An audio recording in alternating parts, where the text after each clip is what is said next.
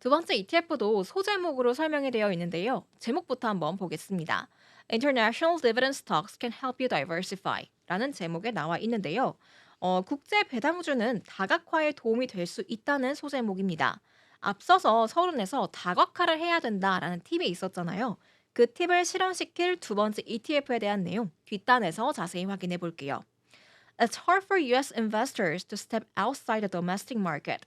미국 투자자들이 국내 시장 밖으로 나가긴 어렵대요. 그러니까 미국 증시 말고 뭐 한국 증시, 중국 증시 이런 데 투자하는 건 어렵다는 내용인 거죠. They may know some international companies, but it can quickly become confusing trying to understand foreign markets, industries, and companies that report in other currencies. 일부 해외 기업을 알고 있을 수는 있지만 다른 화폐를 쓰는 외국 시장, 산업, 기업을 이해하려고 하면 금방 혼란스러워질 수 있다는 겁니다. Plus, the stocks might not trade on major US exchanges. 또한 미국 주요 거래소에서는 주식이 거래되지 않을 수도 있다고 합니다.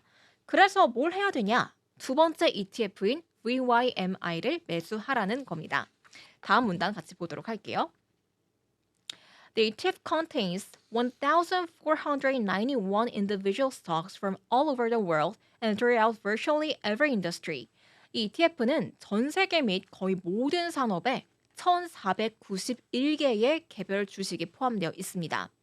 You'll even recognize some of the fund's top holdings like Toyota, Nestle, Roche, Shell, and Novartis.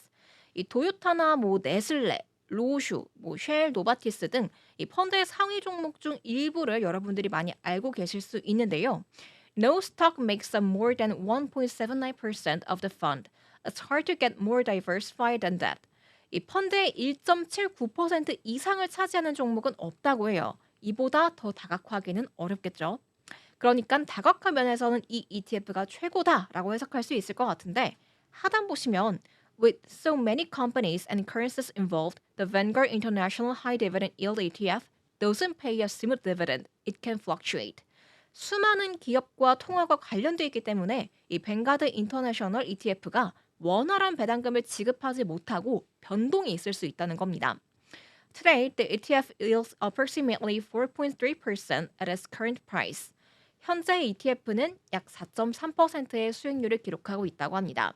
앞서서 약간 지금 배당금을 원활히 지급하지 못하고 뭔가 변동이 있을 수 있다라고 부정적인 얘기를 꺼냈는데 4.3%의 수익률이라는 수치를 보니까 그렇게 나쁘지는 않은데? 라는 생각이 좀 드는 것 같아요.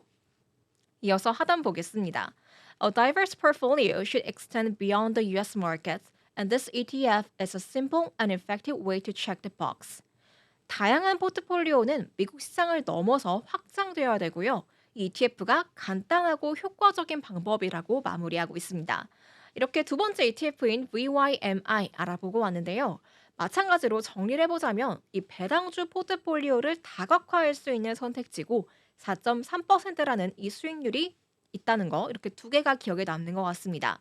뭐 수익률도 수익률이지만 저는 위험도를 분산할 수 있다는 점에서 이 두 번째 ETF도 투자에 참고해 보시면 좋을 것 같다는 생각이 듭니다. 그럼 저희 마지막 ETF 한번 알아보도록 하겠습니다.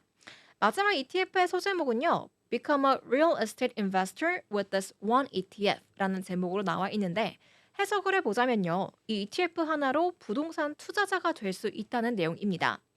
Real estate is another notoriously complex industry where investors can make things easier with an ETF. 부동산은 투자자들이 ETF를 통해서 더 쉽게 투자할 수 있는 또 다른 악명 높은 좀 복잡한 산업이라고 합니다. Anyone looking for a real estate exposure should consider the Vanguard Real Estate ETF. 부동산 노출을 원하는 사람이라면 누구나 VNQ라는 이 ETF를 고려해야 한다고 합니다. The fund primarily focuses on real estate investment trust.